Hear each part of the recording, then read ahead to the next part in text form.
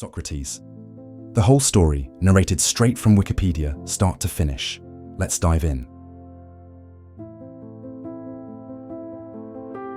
Socrates was an ancient Greek philosopher from classical Athens, perhaps the first Western moral philosopher, and a major inspiration on his student Plato, who largely founded the tradition of Western philosophy. An enigmatic figure, Socrates authored no texts and is known mainly through the posthumous accounts of classical writers, particularly his students Plato and Xenophon. These accounts are written as dialogues, in which Socrates and his interlocutors examine a subject in the style of question and answer. They gave rise to the Socratic dialogue literary genre. Contradictory accounts of Socrates make a reconstruction of his philosophy nearly impossible, a situation known as the Socratic problem. Socrates was a polarizing figure in Athenian society. In 399 BC, he was accused of impiety and corrupting the youth. After a trial that lasted a day, he was sentenced to death. As related by Plato, he was put to death by administration of poison after refusing offers from allies to help him escape. Plato's dialogues are among the most comprehensive accounts of Socrates to survive from antiquity. They demonstrate the Socratic approach to areas of philosophy, including epistemology and ethics. The Platonic Socrates lends his name to the concept of the Socratic method, and also to Socratic irony. The Socratic method of questioning, or elenchus, takes shape in dialogue using short questions and answers, epitomized by those Platonic texts in which Socrates and his interlocutors examine various aspects of an issue or an abstract meaning, usually relating to one of the virtues, and find themselves at an impasse, unable to define what they thought they understood. Socrates frequently proclaims his ignorance, saying that he is only sure that he does not know. Socrates exerted a strong influence on philosophers in later antiquity and has continued to do so in the modern era. He was studied by medieval and Islamic scholars and played an important role in the thought of the Italian Renaissance, particularly within the humanist movement. Interest in him continued unabated, as reflected in the works of Søren Kierkegaard and Friedrich Nietzsche. Depictions of Socrates in art, literature, and popular culture have made him a widely known figure in the Western philosophical tradition. Sources and the Socratic problem. Socrates did not document his teachings. All that is known about him comes from the accounts of others, mainly the philosopher Plato and the historian Xenophon, who were both his pupils. The Athenian comic dramatist Aristophanes, Socrates' contemporary, and Plato's pupil Aristotle, who was born after Socrates' death. The often contradictory stories from these ancient accounts only serve to complicate scholars' ability to reconstruct Socrates' true thoughts reliably, a predicament known as the Socratic problem. The works of Plato, Xenophon, and other authors who use the character of Socrates as an investigative tool are written in the form of a dialogue between Socrates and his interlocutors and provide the main source of information on Socrates' life and thought. Socratic dialogues, logos Socratikos, was a term coined by Aristotle to describe this newly formed literary genre. While the exact dates of their composition are unknown, some were probably written after Socrates' death. As Aristotle first noted, the extent to which the dialogues portray Socrates authentically is a matter of some debate. Plato and Xenophon. An honest man, Xenophon was no trained philosopher. He could neither fully conceptualize nor articulate Socrates' arguments. He admired Socrates for his intelligence, patriotism, and courage on the battlefield. He discusses Socrates in 4 works: the Memorabilia, the Economicus, the Symposium, and the Apology of Socrates. He also mentions a story featuring Socrates in his Anabasis. Economicus recounts a discussion on practical household management. Like Plato's Apology, Xenophon's Apologia describes the trial of Socrates, but the works diverge substantially, and, according to W.K.C. Guthrie, Xenophon's account portrays a Socrates of intolerable smugness and complacency.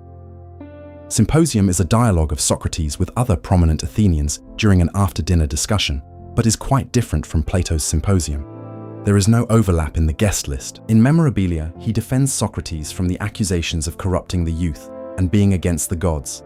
Essentially, it is a collection of various stories gathered together to construct a new apology for Socrates. Plato's representation of Socrates is not straightforward. Plato was a pupil of Socrates and outlived him by 5 decades. How trustworthy Plato is in representing the attributes of Socrates is a matter of debate. The view that he did not represent views other than Socrates' own is not shared by many contemporary scholars. A driver of this doubt is the inconsistency of the character of Socrates that he presents. One common but not universally accepted account of this inconsistency is that Plato initially tried accurately to represent the historical Socrates, while later in his writings putting his own views into Socrates' mouth. Under this understanding, there is a distinction between the Socratic Socrates of Plato's earlier works and the Platonic Socrates of Plato's later writings, although the boundary between the two seems blurred and the presumed chronology rests on little evidence. Xenophon's and Plato's accounts differ in their presentations of Socrates as a person. Xenophon's Socrates is duller, less humorous, and less ironic than Plato's. Xenophon's Socrates also lacks the philosophical features of Plato's Socrates, ignorance, the Socratic method, or elenchus, and places more emphasis on enkratia, self-control, than Plato's Socrates.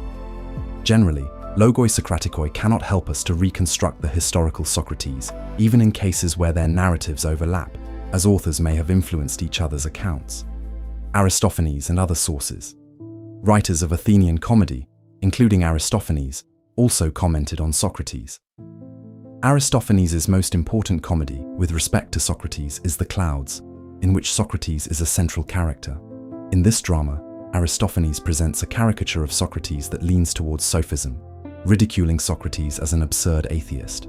Socrates in Clouds is interested in natural philosophy, which conforms to Plato's depiction of him in Phaedo. What is certain is that by the age of 45, Socrates had already captured the interest of Athenians as a philosopher. It is not clear whether Aristophanes' work is useful in reconstructing the historical Socrates.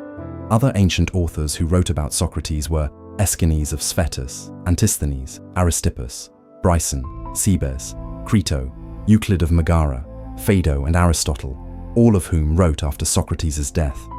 Aristotle was not a contemporary of Socrates. He studied under Plato at the latter's academy for 20 years. Aristotle treats Socrates without the bias of Xenophon and Plato, who had an emotional tie with Socrates, and he scrutinizes Socrates' doctrines as a philosopher. Aristotle was familiar with the various written and unwritten stories of Socrates. His role in understanding Socrates is limited.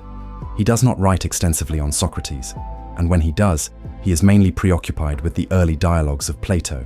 There are also general doubts on his reliability on the history of philosophy. Still, his testimony is vital in understanding Socrates. The Socratic Problem. In a seminal work titled The Worth of Socrates as a Philosopher, 1818, the philosopher Friedrich Schleiermacher attacked Xenophon's accounts. His attack was widely accepted.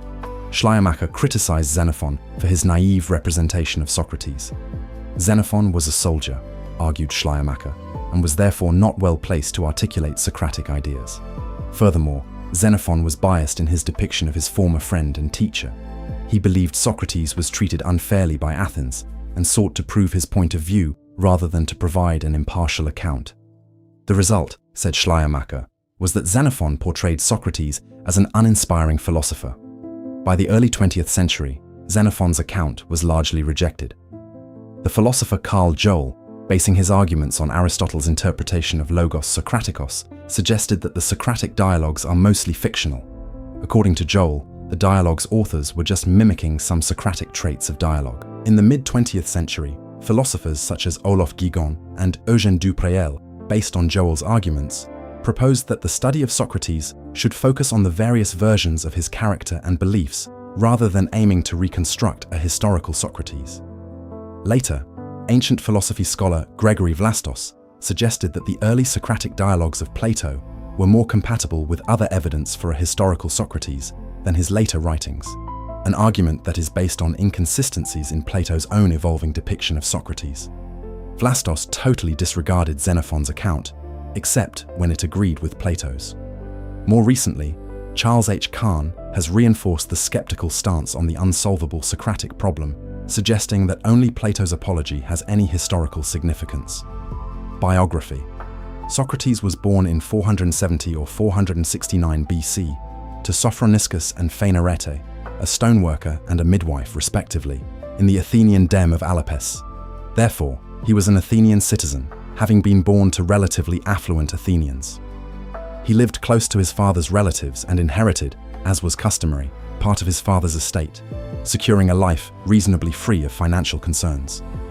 His education followed the laws and customs of Athens.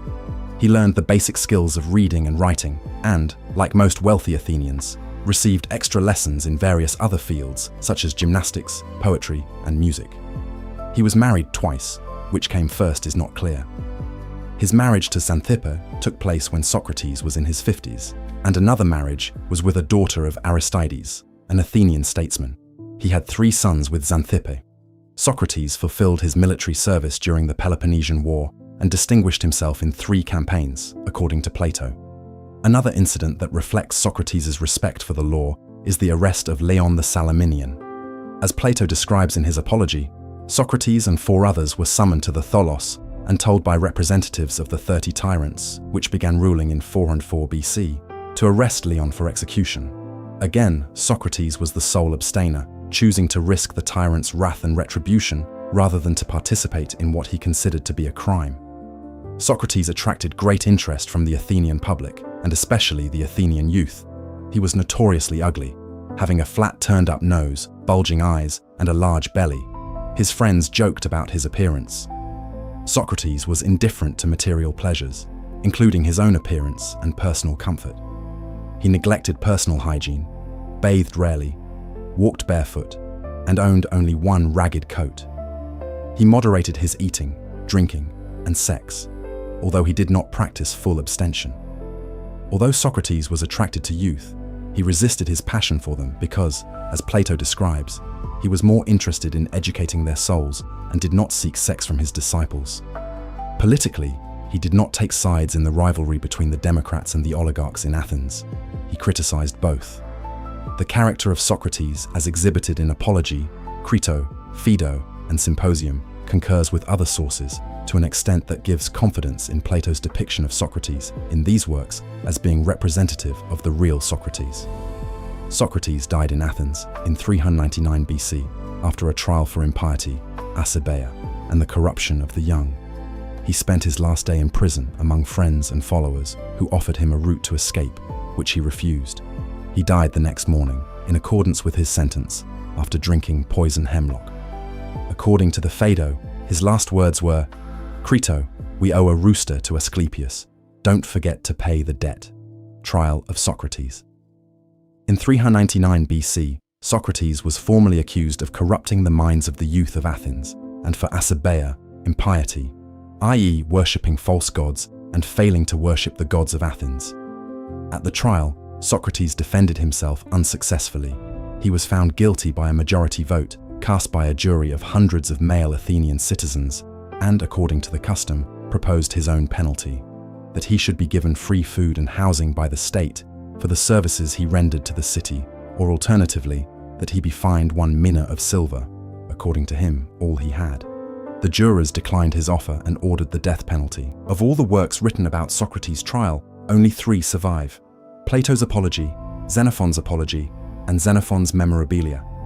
Socrates was charged in a politically tense climate. In 404 BC, the Athenians had been crushed by Spartans at the decisive naval battle of Aegospotami, and subsequently, the Spartans laid siege to Athens. They replaced the democratic government with a new pro-oligarchic government named the 30 Tyrants.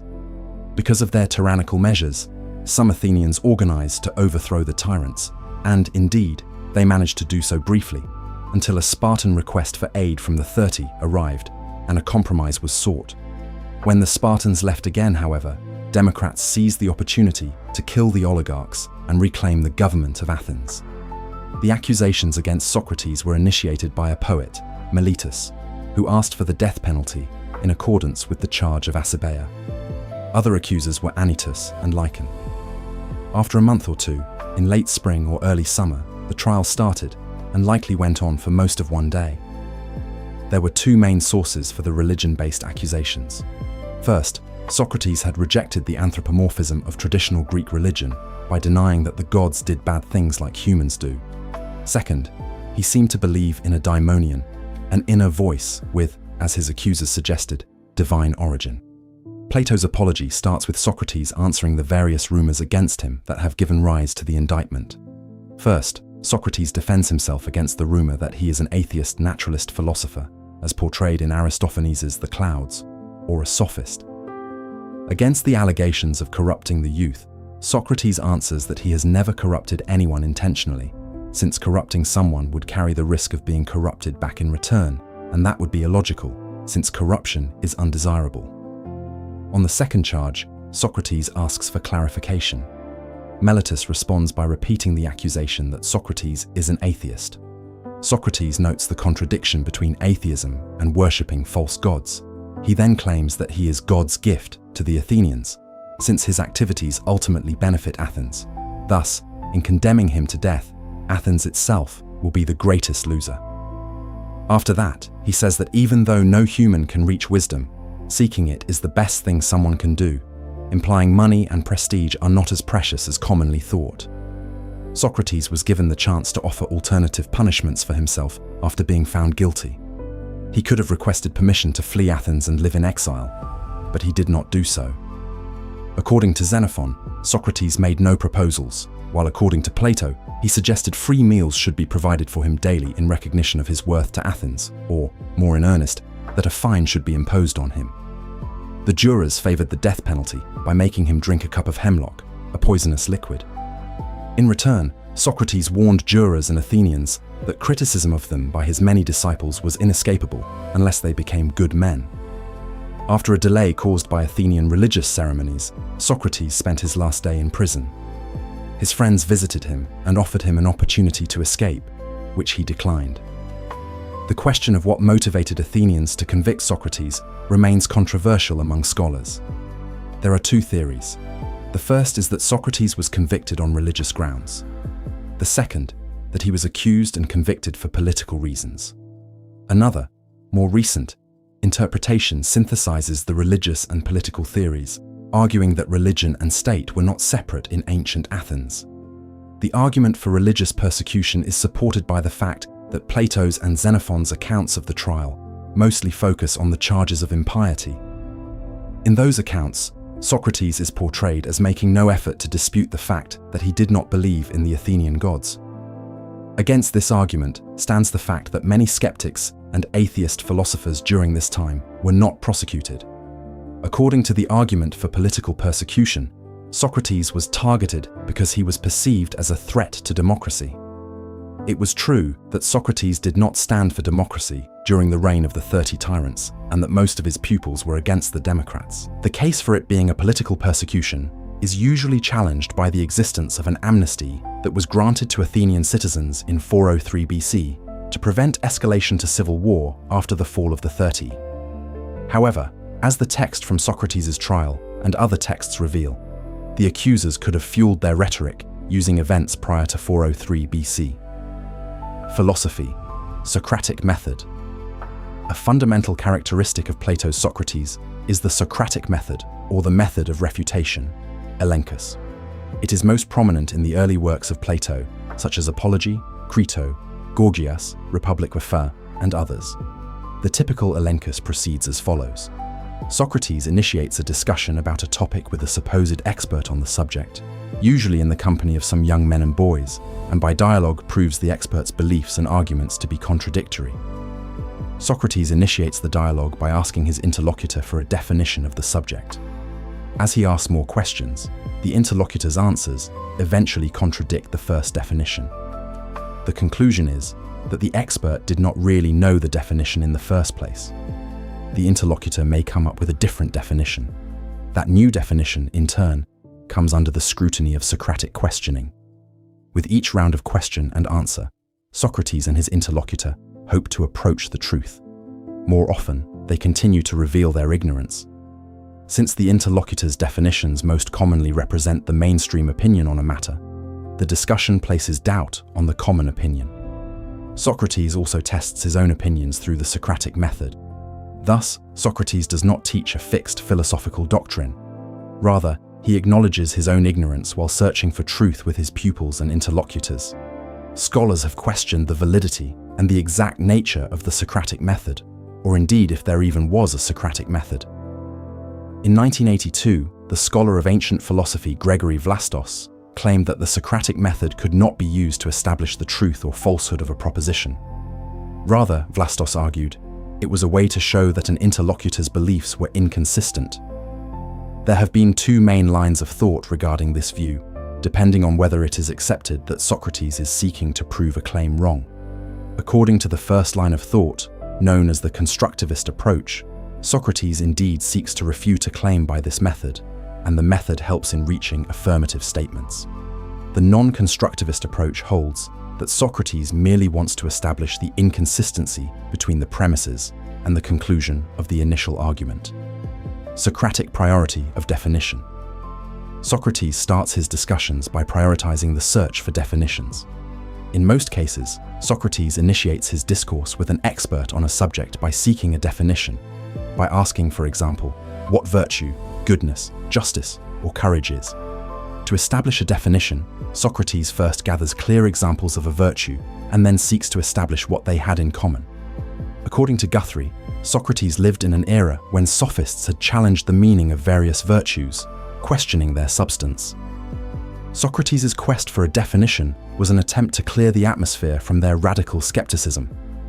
Some scholars have argued that Socrates does not endorse the priority of definition as a principle because they have identified cases where he does not do so.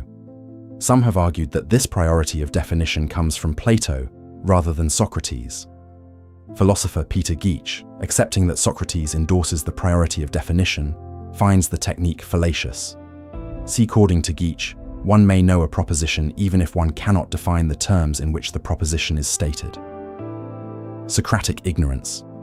Plato's Socrates often claims that he is aware of his own lack of knowledge, especially when discussing ethical concepts such as arete, i.e., goodness, courage, since he does not know the nature of such concepts. For example, during his trial, with his life at stake, Socrates says, "I thought Evenus a happy man if he really possesses this art, techne, and teaches for so moderate a fee. Certainly, I would pride and preen myself if I knew, epistemi these things, but I do not know, epistemi them, gentlemen." In some of Plato's dialogues, Socrates appears to credit himself with some knowledge, and can even seem strongly opinionated for a man who professes his own ignorance. There are varying explanations of the Socratic inconsistency, other than that Socrates is simply being inconsistent. One explanation is that Socrates is being either ironic or modest for pedagogical purposes. He aims to let his interlocutor to think for himself, rather than guide him to a prefixed answer to his philosophical questions. Another explanation is that Socrates holds different interpretations of the meaning of knowledge. Knowledge for him might mean systematic understanding of an ethical subject, on which Socrates firmly rejects any kind of mastery, or might refer to lower-level cognition, which Socrates may accept that he possesses. In any case, there is a consensus that Socrates accepts that acknowledging one's lack of knowledge is the first step towards wisdom. Socrates is known for disavowing knowledge, a claim encapsulated in the saying, "I know that I know nothing." This is often attributed to Socrates on the basis of a statement in Plato's Apology, though the same view is repeatedly found elsewhere in Plato's early writings on Socrates. In other statements, though, he implies or even claims that he does have knowledge. For example, in Plato's Apology, Socrates says, "But that to do injustice and disobey my superior, God or man, this I know to be evil and base." Apology 29b6-7. In his debate with Callicles, he says, "I know well that if you will agree with me on those things which my soul believes, those things will be the very truth." Whether Socrates genuinely thought he lacked knowledge or merely feigned a belief in his own ignorance remains a matter of debate. A common interpretation is that he was indeed feigning modesty. According to Norman Gully, Socrates did this to entice his interlocutors to speak with him. On the other hand, Terence Irwin claims that Socrates' words should be taken literally. Gregory Vlastos argues that there is enough evidence to refute both claims. In his view, for Socrates, there are two separate meanings of knowledge: knowledge C and knowledge E. C stands for certain, and E stands for elenchus, i.e., the Socratic method. Knowledge C is something unquestionable, whereas knowledge E is the knowledge derived from Socrates' elenchus. Thus, Socrates speaks the truth when he says he knows see something. And he is also truthful when saying he knows for example, that it is evil for someone to disobey his superiors, as he claims in Apology. Not all scholars have agreed with this semantic dualism. James H. Lesher has argued that Socrates claimed in various dialogues that one word is linked to one meaning, i.e., in Hippias Major, Meno, and Laches. Lesher suggests that although Socrates claimed that he had no knowledge about the nature of virtues, he thought that in some cases people can know some ethical propositions. Socratic irony. There is a widespread assumption that Socrates was an Ionist, mostly based on the depiction of Socrates by Plato and Aristotle. Socrates' irony is so subtle and slightly humorous that it often leaves the reader wondering if Socrates is making an intentional pun. Plato's Euthyphro is filled with Socratic irony. The story begins when Socrates is meeting with Euthyphro, a man who has accused his own father of murder. When Socrates first hears the details of the story, he comments, "It is not, I think, any random person who could do this, prosecute one's father correctly, but surely one who is already far progressed in wisdom." When Euthyphro boasts about his understanding of divinity, Socrates responds that it is most important that I become your student. Socrates is commonly seen as ironic when using praise to flatter, or when addressing his interlocutors. Scholars are divided on why Socrates uses irony. According to an opinion advanced since the Hellenistic period, Socratic irony is a playful way to get the audience's attention. Another line of thought holds that Socrates conceals his philosophical message with irony, making it accessible only to those who can separate the parts of his statements which are ironic from those which are not. Gregory Vlastos has identified a more complex pattern of irony in Socrates. In Vlastos's view, Socrates' words have a double meaning, both ironic and not. One example is when he denies having knowledge. Vlastos suggests that Socrates is being ironic when he says he has no knowledge, where knowledge means a lower form of cognition, while according to another sense of knowledge, Socrates is serious when he says he has no knowledge of ethical matters. This opinion is not shared by many other scholars.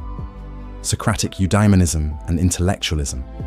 For Socrates, the pursuit of eudaimonia motivates all human action, directly or indirectly.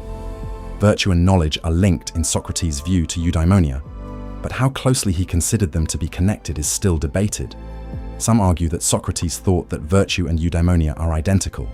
According to another view, virtue serves as a means to eudaimonia, the identical and sufficiency theses, respectively. Another point of debate is whether, according to Socrates, people desire what is in fact good, or rather, simply what they perceive as good. Moral intellectualism refers to the prominent role Socrates gave to knowledge. He believed that all virtue was based on knowledge, hence Socrates is characterized as a virtue intellectualist.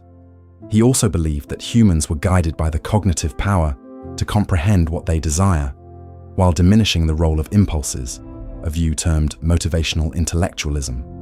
In Plato's Protagoras, 345 C4 E6, Socrates implies that no one errs willingly, which has become the hallmark of Socratic virtue intellectualism. In Socratic moral philosophy, priority is given to the intellect as being the way to live a good life. Socrates de-emphasizes irrational beliefs or passions. Plato's dialogues that support Socrates' intellectual motivism, as this thesis is named, are mainly the Gorgias, 467 C8e, where Socrates discusses the actions of a tyrant that do not benefit him, and Meno, 77 D8b, where Socrates explains to Meno his view that no one wants bad things unless they do not know what is good and bad in the first place. Scholars have been puzzled by Socrates' view that a crazier, acting because of one's irrational passions, contrary to one's knowledge or beliefs, is impossible. Most believe that Socrates left no space for irrational desires, although some claim that Socrates acknowledged the existence of irrational motivations, but denied they play a primary role in decision-making. Religion. Socrates' religious nonconformity challenged the views of his times, and his critique reshaped religious discourse for the coming centuries. In ancient Greece, organized religion was fragmented, celebrated in a number of festivals for specific gods, such as the city Dionysia, or in domestic rituals, and there were no sacred texts. Religion intermingled with the daily life of citizens, who performed their personal religious duties mainly with sacrifices to various gods. Whether Socrates was a practicing man of religion or a provocateur atheist has been a point of debate since ancient times. His trial included impiety accusations, and the controversy has not yet ceased. Socrates discusses divinity and the soul, mostly in Alcibiades, Euthyphro, and Apology. In Alcibiades, Socrates links the human soul to divinity, concluding, "Then this part of her resembles God, and whoever looks at this and comes to know all that is divine will gain thereby the best knowledge of himself." His discussions on religion always fall under the lens of his rationalism. Socrates, in Euthyphro, reaches a conclusion which takes him far from the age's usual practice. He considers sacrifices to the gods to be useless, especially when they are driven by the hope of receiving a reward in return. Instead, he calls for philosophy and the pursuit of knowledge to be the principal way of worshipping the gods. His rejection of traditional forms of piety, connecting them to self-interest, implied that Athenians should seek religious experience by self-examination. Socrates argued that the gods were inherently wise and just, a perception far from traditional religion at that time. In Euthyphro, the Euthyphro dilemma arises. Socrates questions his interlocutor about the relationship between piety and the will of a powerful god. Is something good because it is the will of this god, or is it the will of this god because it is good? In other words, does piety follow the good or the god? The trajectory of Socratic thought contrasts with traditional Greek theology, which took lex talionis, the eye for an eye principle, for granted. Socrates thought that goodness is independent from gods, and gods must themselves be pious. Socrates affirms a belief in gods in Plato's Apology, where he says to the jurors that he acknowledges gods more than his accusers. For Plato's Socrates, the existence of gods is taken for granted. In none of his dialogues does he probe whether gods exist or not. In Apology, a case for Socrates being agnostic can be made based on his discussion of the great unknown after death, and in Phaedo, the dialogue with his students in his last day, Socrates gives expression to a clear belief in the immortality of the soul. He also believed in oracles, divinations, and other messages from gods. These signs did not offer him any positive belief on moral issues. Rather, they were predictions of unfavorable future events. In Xenophon's Memorabilia, Socrates constructs an argument close to the contemporary teleological intelligent design argument.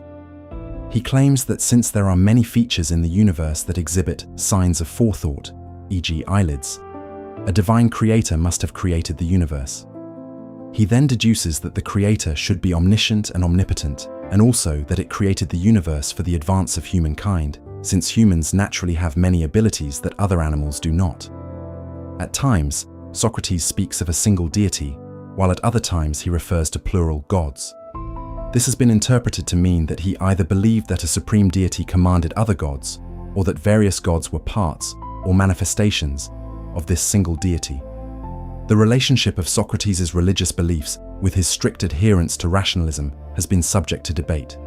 Philosophy professor Mark McFerrin suggests that Socrates interpreted every divine sign through secular rationality for confirmation. Professor of ancient philosophy A. Long suggests that it is anachronistic to suppose that Socrates believed the religious and rational realms were separate. Socratic daimonion. In several texts, e.g. Plato's Euthyphro 3b5, Apology 31 CD, Xenophon's Memorabilia 1.1.2. Socrates claims he hears a daimonic sign, an inner voice heard usually when he was about to make a mistake. Socrates gave a brief description of this daimonion at his trial, Apology 31 CD. The reason for this is something you have heard me frequently mention in different places, namely, the fact that I experienced something divine and daimonic, as Meletus has inscribed in his indictment, by way of mockery. It started in my childhood, the occurrence of a particular voice.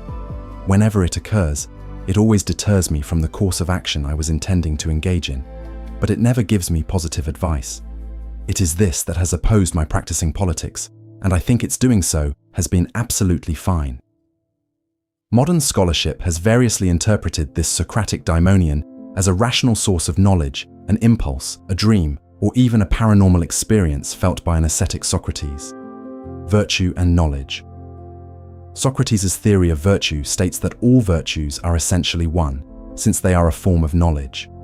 For Socrates, the reason a person is not good is because they lack knowledge. Since knowledge is united, virtues are united as well. Another famous dictum, "No one errs willingly," also derives from this theory. In Protagoras, Socrates argues for the unity of virtues using the example of courage. If someone knows what the relevant danger is, they can undertake a risk. Aristotle comments, "Socrates the elder thought that the end of life was knowledge of virtue, and he used to seek for the definition of justice, courage, and each of the parts of virtue, and this was a reasonable approach, since he thought that all virtues were sciences, and that as soon as one knew, for example, justice, he would be just." Love. Some texts suggest that Socrates had love affairs with Alcibiades and other young persons. Others suggest that Socrates' friendships with young boys sought only to improve them and were not sexual. In Gorgias, Socrates claims he was a dual lover of Alcibiades and philosophy, and his flirtatiousness is evident in Protagoras, Meno, 76 AC, and Phaedrus, 227 CD. However, the exact nature of his relationship with Alcibiades is not clear. Socrates was known for his self-restraint, while Alcibiades admits in the Symposium that he had tried to seduce Socrates but failed. The Socratic theory of love is mostly deduced from Lysis, where Socrates discusses love at a wrestling school in the company of Lysis and his friends. They start their dialogue by investigating parental love and how it manifests with respect to the freedom and boundaries that parents set for their children. Socrates concludes that if Lysis is utterly useless, nobody will love him, not even his parents. While most scholars believe this text was intended to be humorous, it has also been suggested that Lysis shows Socrates held an egoistic view of love, according to which we only love people who are useful to us in some way. Other scholars disagree with this view, arguing that Socrates' doctrine leaves room for non-egoistic love for a spouse. Still others deny that Socrates suggests any egoistic motivation at all. In Symposium, Socrates argues that children offer the false impression of immortality to their parents, and this misconception yields a form of unity among them. Scholars also note that for Socrates, love is rational. Socrates, who claims to know only that he does not know, makes an exception in Plato's Symposium, where he says he will tell the truth about love, which he learned from a clever woman. Classicist Armand Dangour has made the case that Socrates was in his youth close to Aspasia, and that Diotima, to whom Socrates attributes his understanding of love in Symposium, is based on her. However, it is also possible that Diotima really existed. Socratic philosophy of politics. While Socrates was involved in public political and cultural debates, it is hard to define his exact political philosophy. In Plato's Gorgias, he tells Callicles, "I believe that I'm one of a few Athenians, so as not to say I'm the only one, but the only one among our contemporaries, to take up the true political craft and practice the true politics. This is because the speeches I make on each occasion do not aim at gratification, but at what's best." His claim illustrates his aversion for the established democratic assemblies and procedures such as voting, since Socrates saw politicians and rhetoricians as using tricks to mislead the public. He never ran for office or suggested any legislation. Rather, he aimed to help the city flourish by improving its citizens. As a citizen, he abided by the law. He obeyed the rules and carried out his military duty by fighting wars abroad. His dialogues, however, make little mention of contemporary political decisions, such as the Sicilian expedition. Socrates spent his time conversing with citizens, among them powerful members of Athenian society, scrutinizing their beliefs and bringing the contradictions of their ideas to light. Socrates believed he was doing them a favor since, for him, politics was about shaping the moral landscape of the city through philosophy rather than electoral procedures. There is a debate over where Socrates stood in the polarized Athenian political climate, which was divided between oligarchs and democrats. While there is no clear textual evidence, one widely held theory holds that Socrates leaned towards democracy. He disobeyed the one order that the oligarchic government of the 30 tyrants gave him. He respected the laws and political system of Athens, which were formulated by democrats. And, according to this argument, his affinity for the ideals of democratic Athens was a reason why he did not want to escape prison and the death penalty. On the other hand, there is some evidence that Socrates leaned towards oligarchy. Most of his friends supported oligarchy.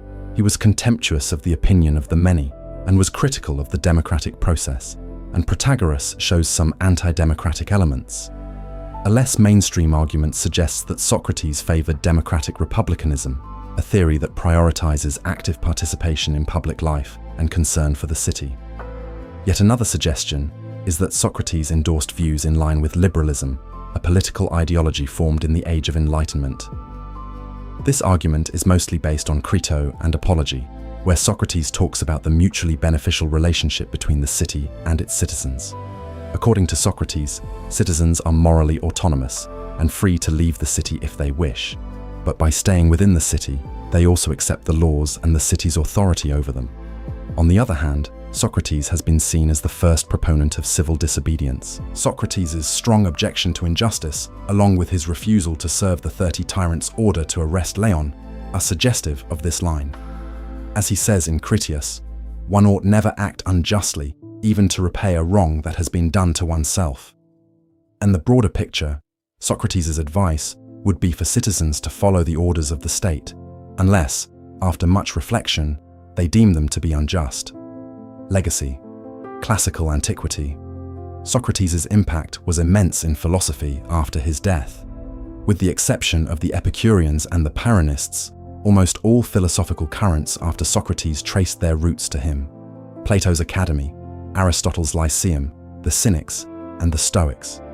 Interest in Socrates kept increasing until the 3rd century AD. The various schools differed in response to fundamental questions such as the purpose of life or the nature of arete, virtue, since Socrates had not handed them an answer, and therefore philosophical schools subsequently diverged greatly in their interpretation of his thought. He was considered to have shifted the focus of philosophy from a study of the natural world, as was the case for pre-Socratic philosophers, to a study of human affairs. Immediate followers of Socrates were his pupils, Euclid of Megara, Aristippus, and Antisthenes, who drew differing conclusions among themselves and followed independent trajectories. The full doctrines of Socrates' pupils are difficult to reconstruct. Antisthenes had a profound contempt of material goods. According to him, virtue was all that mattered. Diogenes and the Cynics continued this line of thought. On the opposite end, Aristippus endorsed the accumulation of wealth and lived a luxurious life. After leaving Athens and returning to his home city of Cyrene, he founded the Cyrenaic philosophical school, which was based on hedonism and endorsing living an easy life with physical pleasures. His school passed to his grandson, bearing the same name. There is a dialogue in Xenophon's work in which Aristippus claims he wants to live without wishing to rule or be ruled by others. In addition, Aristippus maintained a skeptical stance on epistemology, claiming that we can be certain only of our own feelings. This view resonates with the Socratic understanding of ignorance. Euclid was a contemporary of Socrates. After Socrates' trial and death, he left Athens for the nearby town of Megara, where he founded a school named the Megarians. His theory was built on the pre-Socratic monism of Parmenides. Euclid continued Socrates' thought, focusing on the nature of virtue. The Stoics relied heavily on Socrates. They applied the Socratic method as a tool to avoid inconsistencies. Their moral doctrines focused on how to live a smooth life through wisdom and virtue. The Stoics assigned virtue a crucial role in attaining happiness and also prioritized the relation between goodness and ethical excellence, all of which echoed Socratic thought. At the same time, the philosophical current of Platonism claimed Socrates as its predecessor in ethics and in its theory of knowledge. Arcesilaus, who became the head of the Academy about 80 years after its founding by Plato, radically changed the Academy's doctrine to what is now known as academic skepticism, centered on the Socratic philosophy of ignorance. The academic skeptics competed with the Stoics over who was Socrates' true heir with regard to ethics. While the Stoics insisted on knowledge-based ethics, Arcesilaus relied on Socratic ignorance. The Stoics' reply to Arcesilaus was that Socratic ignorance was part of Socratic irony.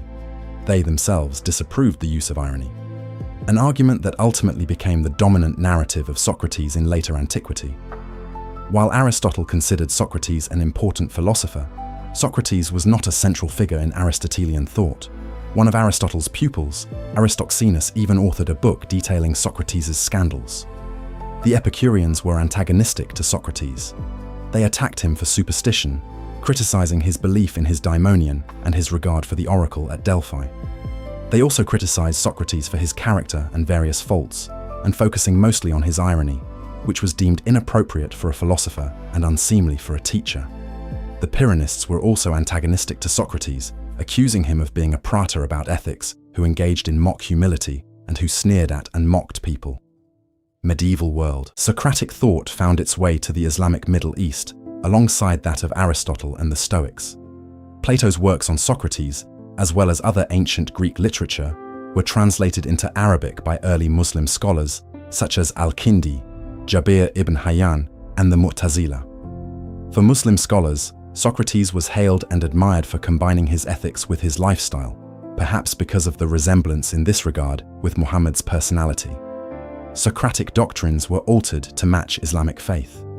According to Muslim scholars, Socrates made arguments for monotheism and for the temporality of this world and rewards in the next life. His influence in the Arabic-speaking world continues to the present day. In medieval times, little of Socrates' thought survived in the Christian world as a whole. However, works on Socrates from Christian scholars such as Lactantius, Eusebius, and Augustine were maintained in the Byzantine Empire, where Socrates was studied under a Christian lens. After the fall of Constantinople, many of the texts were brought back into the world of Roman Christianity, where they were translated into Latin.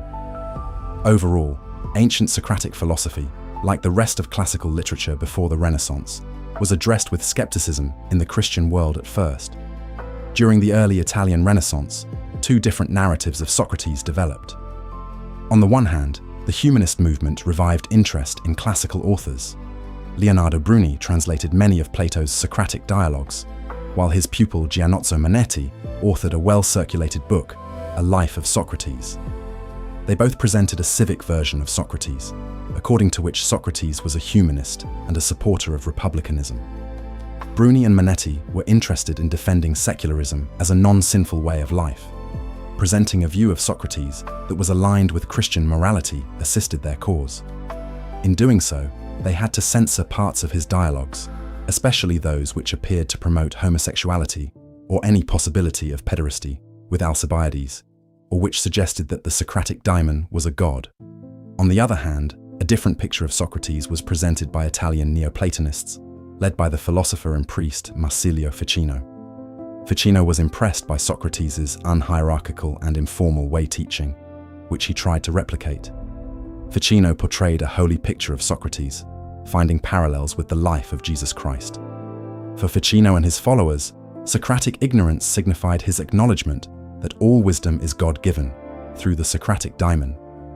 Modern times.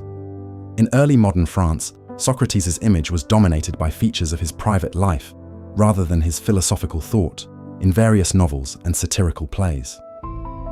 Some thinkers use Socrates to highlight and comment upon controversies of their own era, like Théophile de Viau, who portrayed a Christianized Socrates accused of atheism, while for Voltaire, the figure of Socrates represented a reason-based theist. Michel de Montaigne wrote extensively on Socrates, linking him to rationalism as a counterweight to contemporary religious fanatics. In the 18th century, German idealism revived philosophical interest in Socrates, mainly through Hegel's work. For Hegel, Socrates marked a turning point in the history of humankind by the introduction of the principle of free subjectivity or self-determination. While Hegel hails Socrates for his contribution, he nonetheless justifies the Athenian court, for Socrates' insistence upon self-determination would be destructive of the Sittlichkeit, a Hegelian term signifying the way of life as shaped by the institutions and laws of the state. Also, Hegel sees the Socratic use of rationalism as a continuation of Protagoras' focus on human reasoning, as encapsulated in the motto Homo mensura, man is the measure of all things. But modified, it is our reasoning that can help us reach objective conclusions about reality. Also, Hegel considered Socrates as a predecessor of later ancient skeptic philosophers, even though he never clearly explained why. Søren Kierkegaard considered Socrates his teacher and authored his master's thesis on him, The Concept of Irony, with continual reference to Socrates. There he argues that Socrates is not a moral philosopher, but is purely an ironist. He also focused on Socrates' avoidance of writing. For Kierkegaard, this avoidance was a sign of humility, deriving from Socrates' acceptance of his ignorance. Not only did Socrates not write anything down, according to Kierkegaard, but his contemporaries misconstrued and misunderstood him as a philosopher, leaving us with an almost impossible task in comprehending Socratic thought. Only Plato's Apology was close to the real Socrates, in Kierkegaard's view. In his writings, he revisited Socrates quite frequently. In his later work, Kierkegaard found ethical elements in Socratic thought. Socrates was not only a subject of study for Kierkegaard, he was a model as well. Kierkegaard paralleled his task as a philosopher to Socrates. He writes, "The only analogy I have before me is Socrates. My task is a Socratic task, to audit the definition of what it is to be a Christian, with his aim being to bring society closer to the Christian ideal, since he believed that Christianity had become a formality, void of any Christian essence." Kierkegaard denied being a Christian, as Socrates denied possessing any knowledge. Friedrich Nietzsche resented Socrates' contributions to Western culture. In his first book, The Birth of Tragedy, 1872, Nietzsche held Socrates responsible for what he saw as the deterioration of ancient Greek civilization during the 4th century BC and after. For Nietzsche, Socrates turned the scope of philosophy from pre-Socratic naturalism to rationalism and intellectualism. He writes, "I conceive of the pre-Socratics as precursors to a reformation of the Greeks, but not of Socrates. With Empedocles and Democritus, the Greeks were well on their way towards taking the correct measure of human existence, its unreason, its suffering. They never reached this goal, thanks to Socrates." The effect Nietzsche proposed was a perverse situation that had continued down to his day. Our culture is a Socratic culture, he believed. In a later publication, The Twilight of the Idols, 1887, Nietzsche continued his offensive against Socrates, focusing on the arbitrary linking of reason to virtue and happiness in Socratic thinking.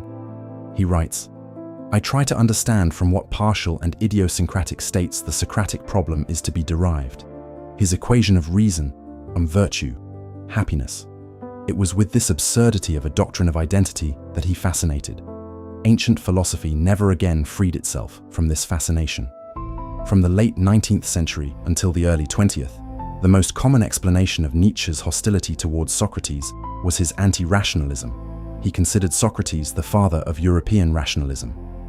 In the mid-20th century, philosopher Walter Kaufmann published an article arguing that Nietzsche admired Socrates. Current mainstream opinion is that Nietzsche was ambivalent towards Socrates. Hannah Arendt, Leo Strauss, and Karl Popper, after experiencing the horrors of World War II, amidst the rise of totalitarian regimes, saw Socrates as an icon of individual conscience. Arendt, in Eichmann in Jerusalem, 1963, suggests that Socrates' constant questioning and self-reflection could prevent the banality of evil. Strauss considers Socrates' political thought as paralleling Plato's. He sees an elitist Socrates in Plato's Republic as exemplifying why the polis is not, and could not be, an ideal way of organizing life, since philosophical truths cannot be digested by the masses.